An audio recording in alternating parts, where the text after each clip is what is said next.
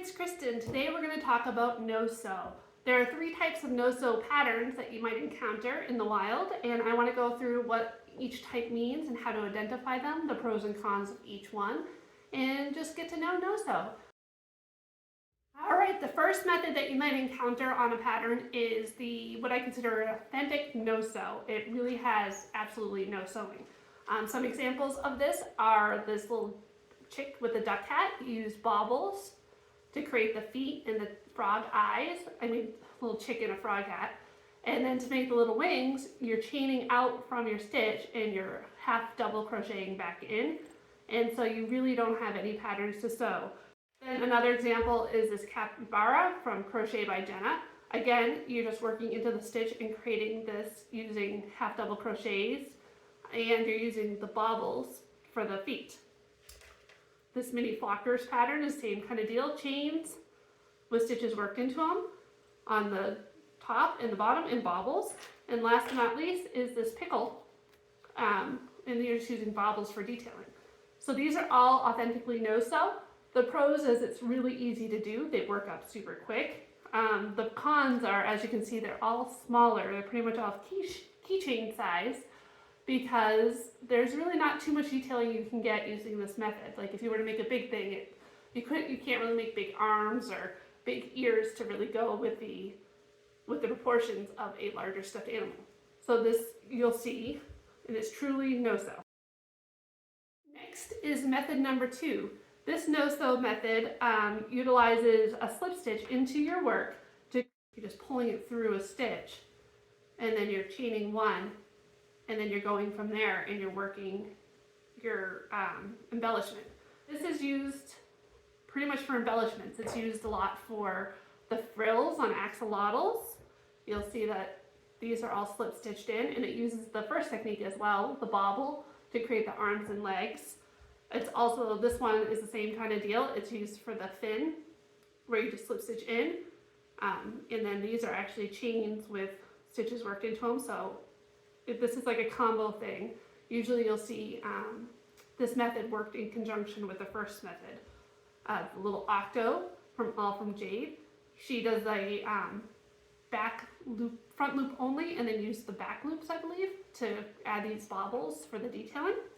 And then also for this one, this little otter, he uses the bobble technique, the first technique, and then the ears were actually sewn in separate, but because they were simple ears with just double crochet, half double crochet, I used the slip stitch method for this one as well.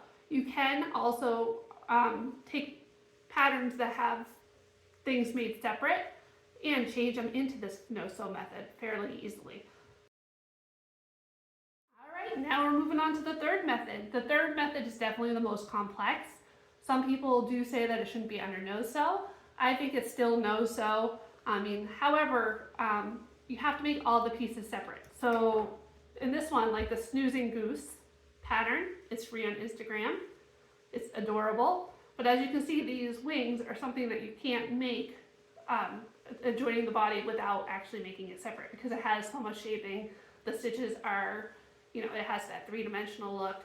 And so if you find a pattern that has a lot of, where it looks like it should be separate, it is separate. You can't do that much detailing just slip stitching on. It's a really tough thing to do. So all of these kind of patterns uses this kind of method. It's more of a grafting than a no-sew. So you have your separate piece, you line it up to your work of the body, and then what you're using is you're just going through all the stitches and then doing your regular stitch as always, and then it grafts this onto the piece. The pros of this is you get a lot more details, like this Mama Octo that most of us know. These all 8 tentacles were made separate and then grafted on. The Tiana the turtle, also a really great pattern, but again, grafting. And the snoozing goose is another example. And you can also make a flamingo if you like with that same pattern. You really get a more detailed look. It looks really finished. It looks like something that required a lot of sewing, but it didn't.